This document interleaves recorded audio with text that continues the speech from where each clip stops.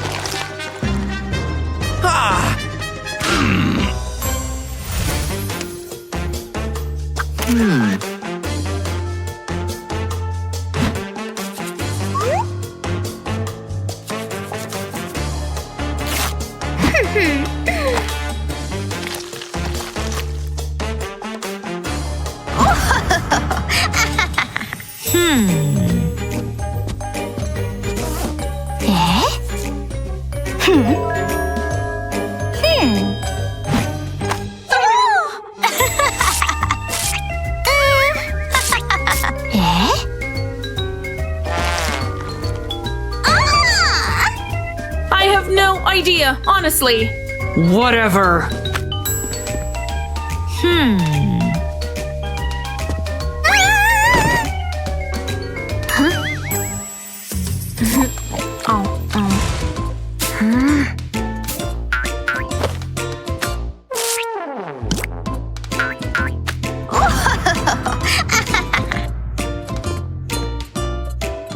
No. What do you think you're doing? Ew. Basically, I mean it's detention. What is going on today?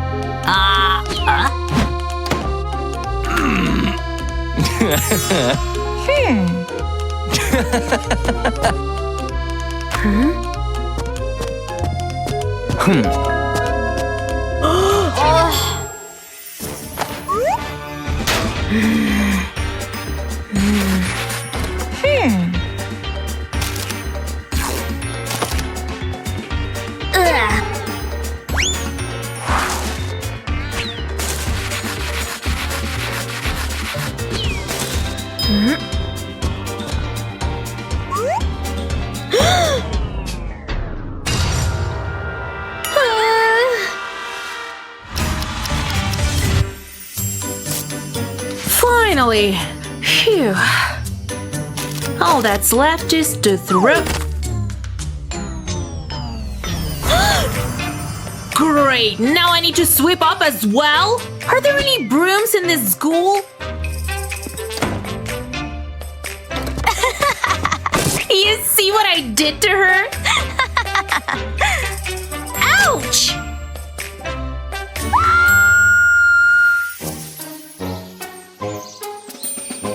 Yes, I got it.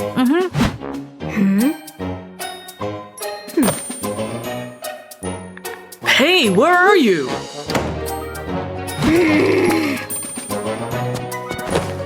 Don't you?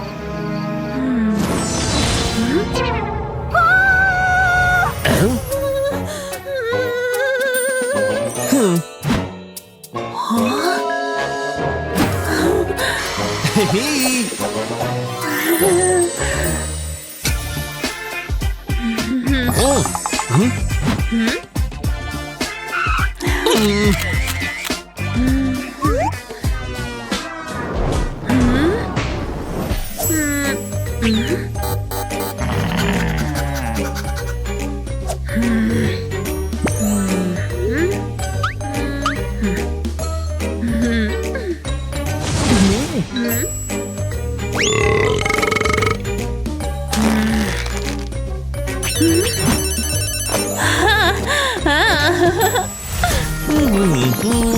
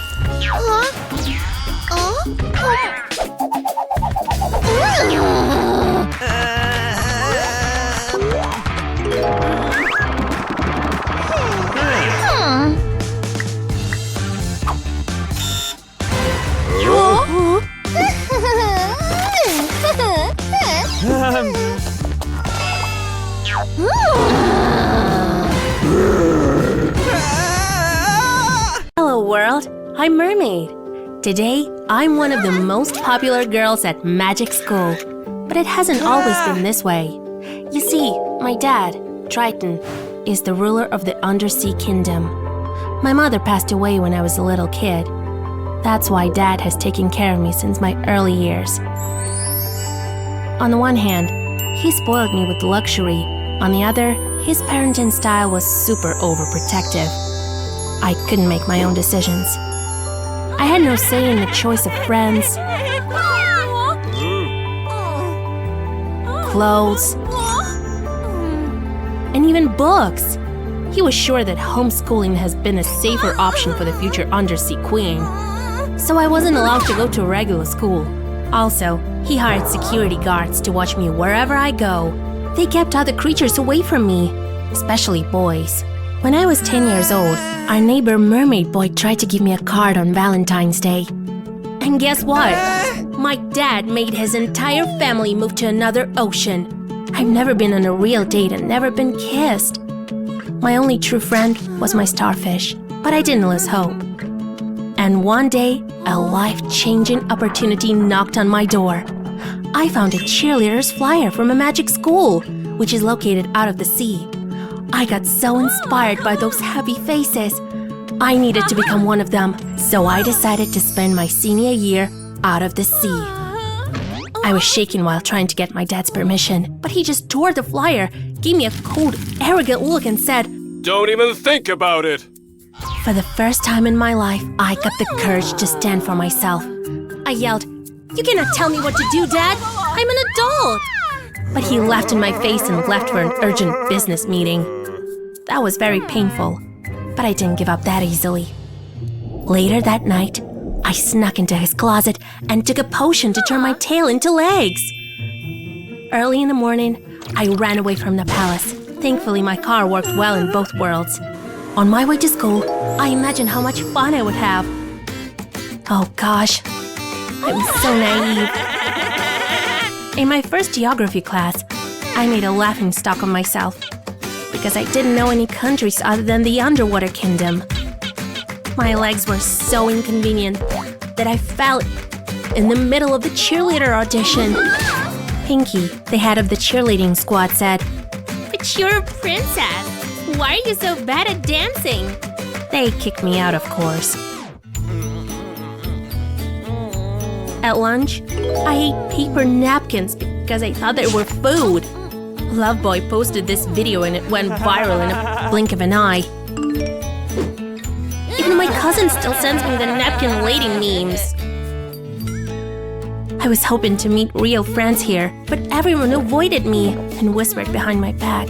When I tried to use a water fountain, it splashed me, and I fell to the floor because my legs turned into a tail. Everyone stared at me and laughed. So embarrassing. I decided to leave that school for good and never step on dry land again. But at that very moment, I noticed a tall guy in the crowd. He smiled at me, and my heart melted. He said, Hi, I'm Bully, the strongest guy in the school. Let me help you. While he was carrying me in his arms, I decided to give that school another chance. My heart was throbbing. We were having intense eye contact. This is when I heard my father's voice. Yep, it took him just a few hours to find me. He looked furious. Very carefully, Bully put me on the floor and disappeared. As calmly as he could, Dad asked me to come back home. I didn't want to let him win and said, No, Dad, I'm gonna study here. He replied, You won't get any gifts or pocket money until you leave that school. Can you believe that? Later that day, at the parking lot, I learned that Daddy had taken the car too. It was a disaster. I've never traveled on foot. I tried to walk a couple of miles, but the shoes hurt my feet. Suddenly, Bully popped out of nowhere and offered me a ride. We talked and laughed a lot. Bully made me laugh so hard that coke ran out of my nose. And just after that, I noticed a gold heart-shaped locket on Bully's chest. I said, This accessory is too girly for a macho guy like you. Bully was confused and replied, This is my mom's locket. She passed away when I was a child. I was very much ashamed of that question. We drove the rest of the way in silence. My gloomy dad met me on the shore, and Bully said a hurried goodbye. The next day, I went to school again. At lunch, a cafeteria worker told me that I had to pay for my food, but I didn't have any cash. Suddenly, Bully handed me his sandwich and smiled. Every girl at school had a crush on him, so they got furious when they saw him helping me. I pounced on the sandwich so greedily that ketchup smeared across my face. Bully laughed and started wiping it off my lips. Our eyes met, and there was a very awkward pause. I offered Bully to sit next to me, but he gave me a stern look and sat down at Pinky's table. They were chatting like it didn't even exist. I lost my appetite and felt like the dumbest girl in the world. After classes, he was waiting to give me a ride as if nothing happened. That time, I spilled coffee on myself and burned my hand. Bully gently took my hand, blew on it, and then kissed it. What was that? That weird game between us continued for several months. Bully always appeared when I needed his help and disappeared just as suddenly. He never paid attention to me in public. I couldn't figure out whether he liked me or not. So, I used all sorts of tricks to test his feelings. Touched his hand accidentally, faked falling in front of him, and so on. Once, I asked him to fasten a zipper on my top. Bully was slowly pulling the zipper up. And then, all of a sudden, he kissed my shoulder. Caught by surprise, I abruptly raised my hand and broke his nose. I caught his loving eyes many times, but still, usually he acted very coldly. One day, he was driving me to the shore as usual. When he stopped the car, I lost my patience and asked him directly, "Do you like me or not?" He looked very sad and opened his mouth to say something. But my overprotective dad showed up before Bully said a word. Bully squeezed my hand and said goodbye. Later, I opened my fist and saw his mom's locket. I was on cloud 9. He truly liked me. He was just too afraid of my dad. Later that night, I found old letters that my dad wrote to my mom. And gosh, my dad was such a poet. He even signed, "XOXO, your sweet turtle," at the end of each letter. And then I got a genius idea. To find a girlfriend for my dad to leave me alone. But who? My teacher seemed to be the perfect match. The easiest way to introduce them was to break school rules. So I pranked the teacher, and she called my dad.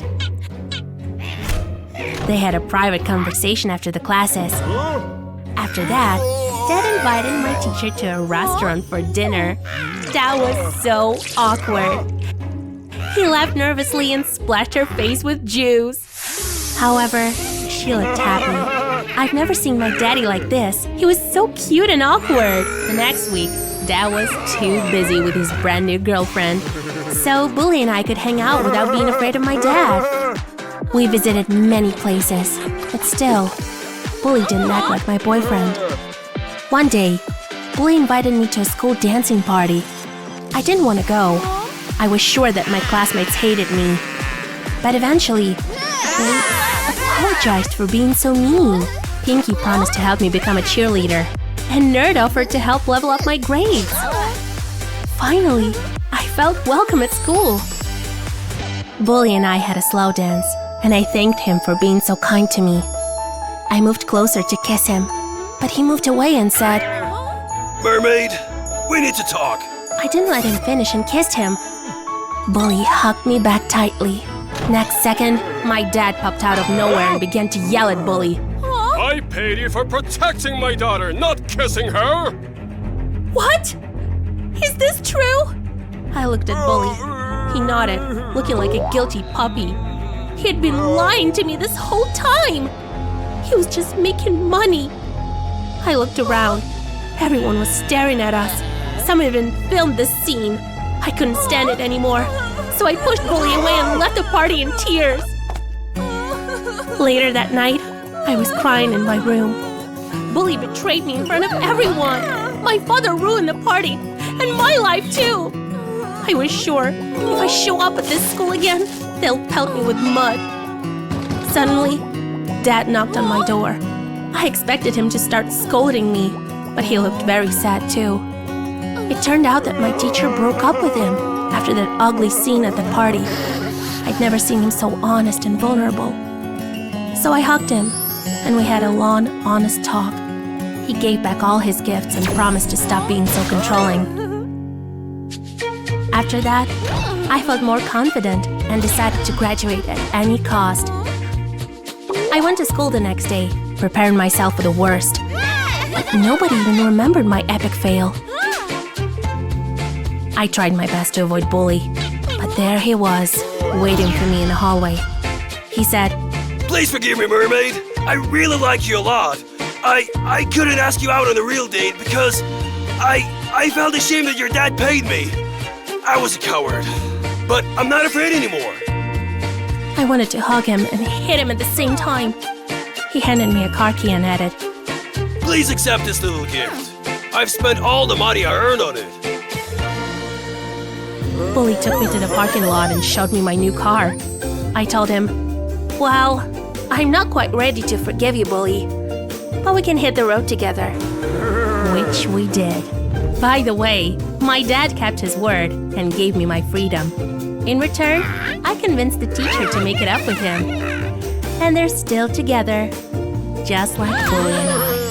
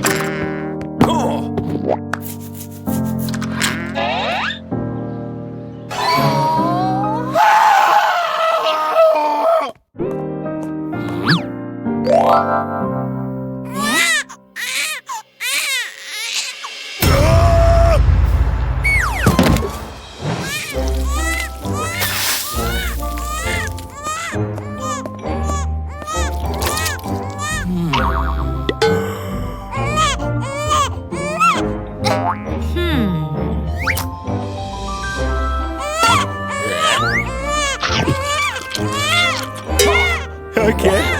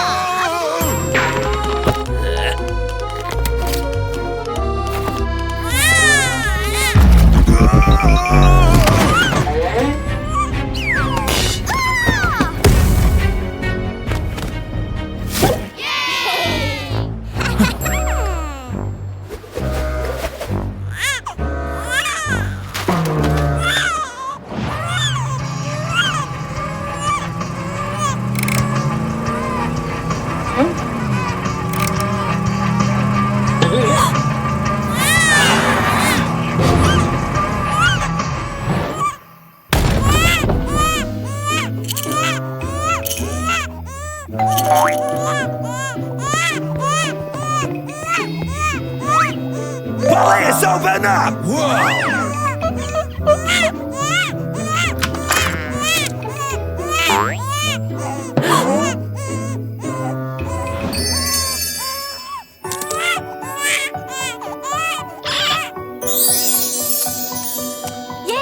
Yes.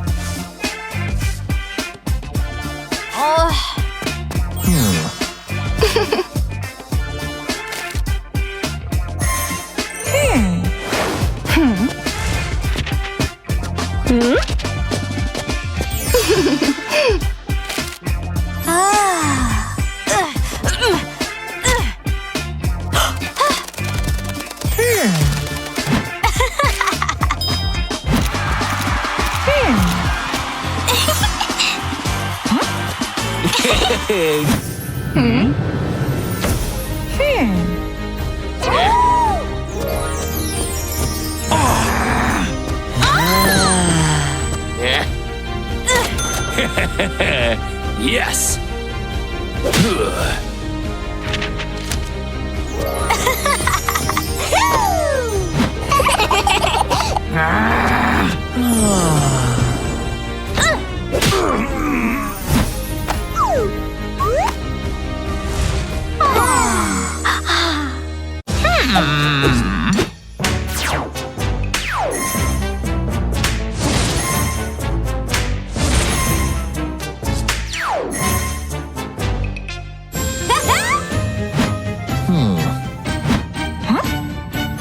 Blah, blah, blah.